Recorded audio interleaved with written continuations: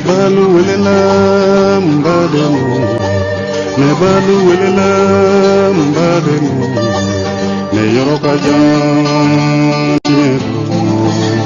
tielo tendali kamiri tawa.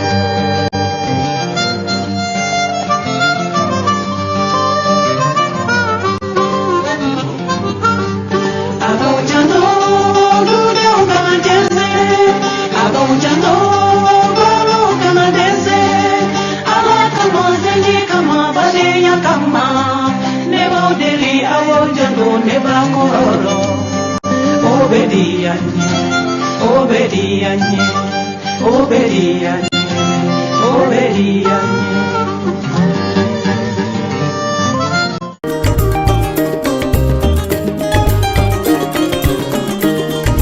Ninkari fayo, modi jike jondile.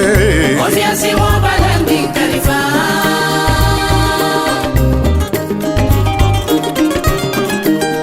Wakene nebali enela. Akororo fili bella Faransi bonna betu nene Wana bongono kuna yimonduda Triti dana Mwale jiki ke jondi. C'est un accord qui n'a pas eu l'approbation de l'Assemblée nationale. Qui sont les élus du peuple? Nous disons c'est un accord qui nous a été imposé à un moment où l'État malien était très faible. Il reste d'ailleurs. Nous, la diaspora, on a tiré la sonnette d'alarme. On était à Ouagadougou. J'ai été pendant le 18 mois très proche de Djamouda. Je n'avais pas encore créé les conseils supérieurs de la diaspora malienne. Moi, je suis simplement quelqu'un de la diaspora. Je vis à Washington, au Niger et en Guinée. Comme tout bon malien de la diaspora, j'ai aussi une résidence à Bamako. J'ai côtoyé tous ces leaders politiques.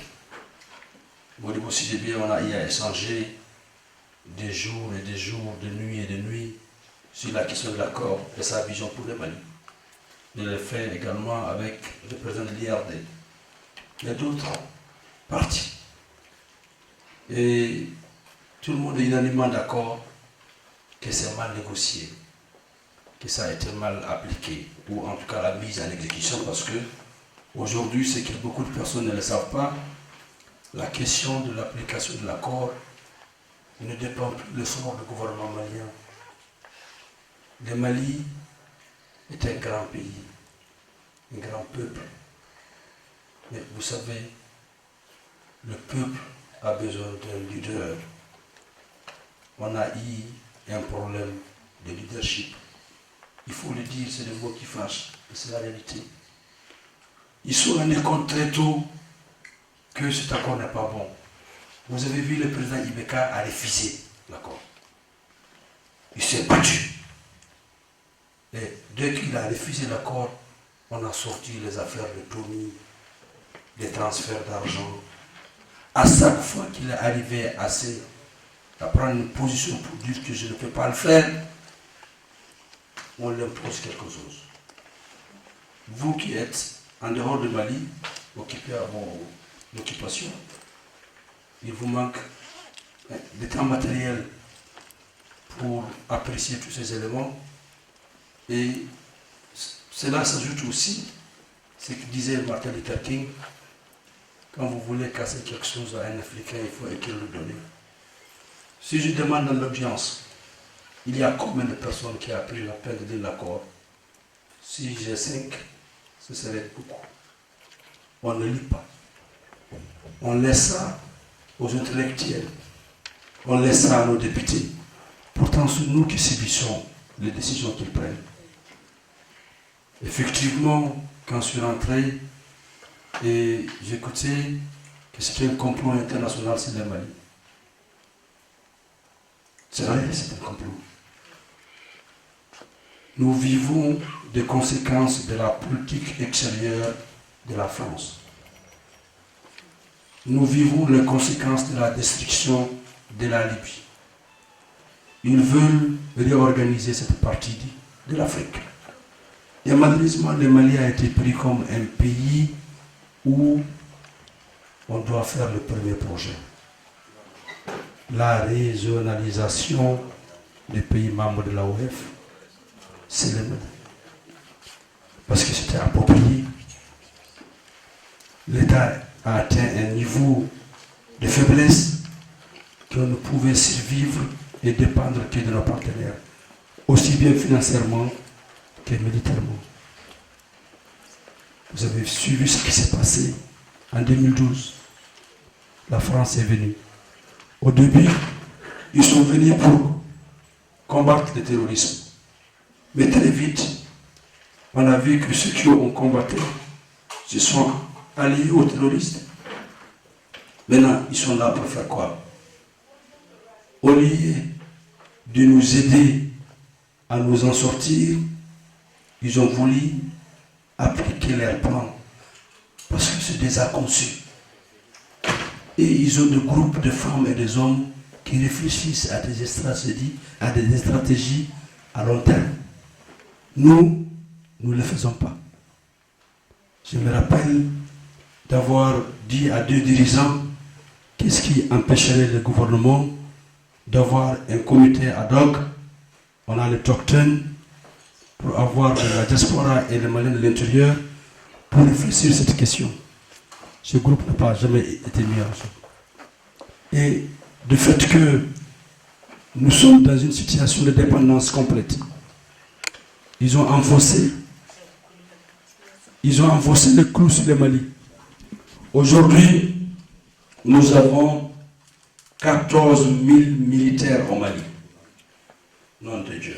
14 000 militaires au Mali. Et la communauté internationale contribue de 1,2 milliard par an. Il y a 32 différentes nationalités. Sans parler de la Barkhane. Le contingent de la MINUSMA est le contingent le plus meurtrier de l'histoire des Nations Unies. Les 153e personne vient de mourir hier. La France a perdu 24 soldats. Le 24e, c'est un capitaine médecin qui est mort il y a juste 2 semaines. Alors, un pays qui dépend de 28,2% de son budget national. Mais quelle souveraineté à ce peuple? C'est la question qu'il faut poser. La légitimité vient du peuple. C'est nous qui les avons élus. C'est nous qui les payons. Ce sont nos employés. Mais sous nous, le peuple, ils ne sont plus en mesure de nous sécuriser. Ils ne sont plus en mesure de nous protéger. Ils ne sont plus en mesure d'atteindre les objectifs que nous les avons dit ou ce qu'ils nous ont dit pendant leur campagne. Que doit faire ce peuple? C'est ce qui explique le CSDM ayant fait une saine appréciation de la situation du Mali. On a établi un calendrier d'action à entreprendre. Nous avons commencé par juste des petites actions pour que l'État reprenne son rôle vis-à-vis de la diaspora. Il vous souviendra tous quand Adama Traoré a été brutalisé et il est mort dans la main des policiers, le gouvernement malien, à travers son porte-parole, a dit qu'Adama Traoré n'était pas malien. Le CSDM a été faire une conférence de presse dans sa famille pour dire voilà son père, grand-père, voilà sa mère. Le président de la République les a reçus 1 heure après avec la même tenue. Quand l'Algérie a accepté le deal avec l'Union européenne pour empêcher les Africains d'atteindre leurs côtes avec un contrat de 5 milliards, parce que ce qu'ils avaient fait avec la Libye, on a dénoncé. Et pour la première fois, il vous souviendra également, une association de défense des immigrés a interpellé le ministre des Affaires étrangères et le ministre malien de l'extérieur à l'Assemblée nationale. C'est cette question. Nous avons fait un procès contre l'Algérie qui est en cours. Le CSDM a attiré l'attention de Alpha Condé, qui était président de l'Union africaine, sur la vente de nos compatriotes en Libye, bien avant que le CNN l'annonce. Et quand cela n'a pas prospéré, nous avons également tenté un procès contre Sarkozy. Aucune association n'a fait dans la défense des immigrés. Et quand nous avons compris qu'aucun chef d'État, après avoir fait le tour des tableaux de télévision, personne n'a dit un mot. Aucun chef d'État. Ce sont des West-Africains qui souffrent en Libye et en Algérie. Nous les avons dit, si ces pays ont signé la Convention africaine des droits de l'homme, nous sommes de l'espace CEDEAO. Il y a un État qui maltraite nos frères et sœurs. On a des instances comme l'Union africaine. De grâce, dites quelque chose. Personne n'a dit un mot. J'ai été, à chaque fois, quand j'ai rencontré des amis chefs d'État, ils m'ont dit, tu es devenu plus virulent contre nous que nos opposants dans nos pays. Mais nous n'avons pas arrêté. J'ai dit au bureau exécutif, il y a un problème.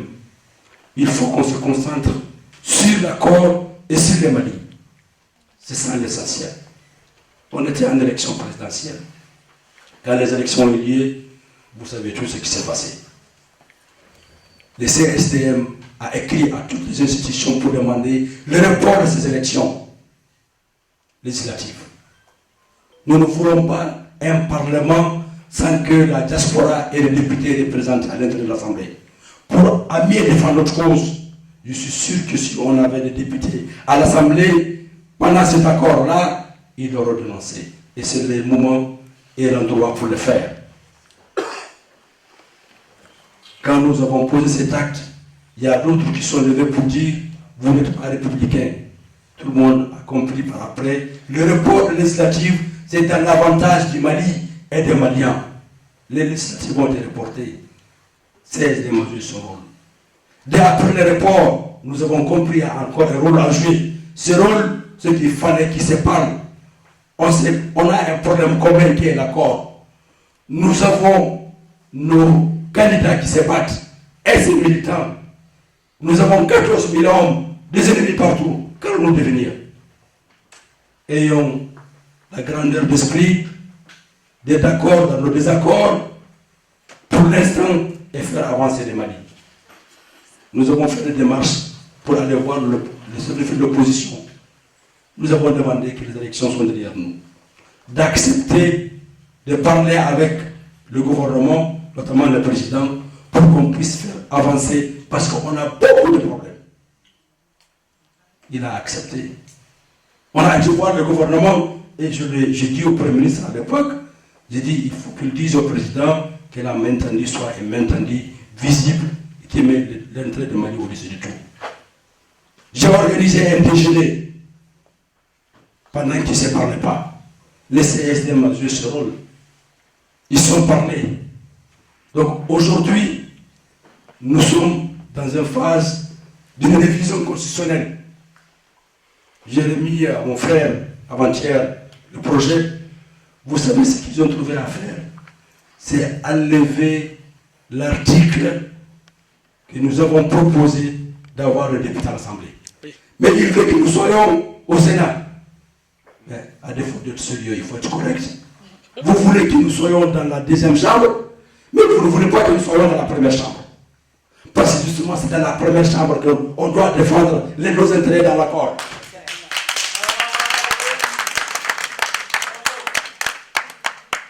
Donc, ce que nous allons aujourd'hui faire tous ensemble, c'est d'abord chacun de vous de s'approprier de l'accord, le lire, donner son opinion, qu'on se donne les mains pour choisir des hommes et des femmes capables de comprendre l'enjeu et qu'on le choisisse pour nos députés afin d'être au sein de l'hémicycle pour défendre nos intérêts.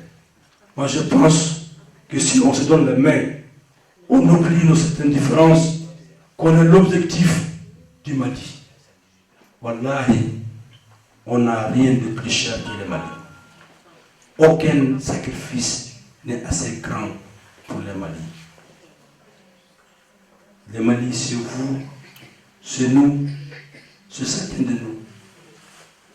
Si nous ne faisons pas attention, le complot qui est déjà ficelé, on n'aura qu'un danger pour pleurer. Et l'histoire va nous juger. Aller au-delà de ce que nous faisons comme les conférences. IRCAD est à aider, à soutenir. J'ai annulé mon voyage pour participer à cette conférence.